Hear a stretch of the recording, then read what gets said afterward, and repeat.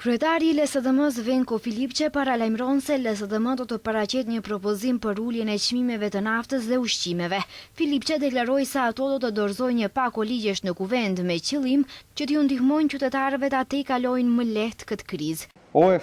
Së pari, një ligj për uljen e normës së TVSH-s nga 18% në 5% për karburantët, duke ulur më tej akcizën për 4 denar. Ligji i tretë është e heqja ose ulja me 0% e TVSH-s për produktet bazë ushqimore dhe ligji i katërt është e përgjysmimi i çmimeve të taksave rrugore që qytetarët tanë paguajnë kur vozisin në rrugët në të gjithë vendin.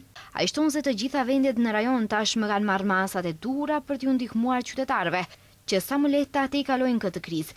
Vetëm qeveria jon, thot ai, nuk bën asgjë për t'u kujdesur për qytetarët.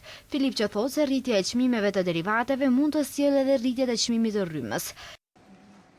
Nuk janë në pyetje vetëm çmimet e naftës. Ky shtrejtim i çmimeve të naftës do të sjellë edhe shtrejtim të ushqimeve të produkteve ushqimore bazë, eventualisht edhe të rrymës. Pastaj, edhe nëse çmimi i naftës në bursat botërore stabilizohet dhe ulet, nëse ndodhin këto rritje çmimesh, asgjë nuk do t'i ulë çmimet përsëri. Çmimet e derivateve të naftës që sot janë rritur për 6.5 denar, kurse vetëm para 7 dite u rritën 14.5 denar.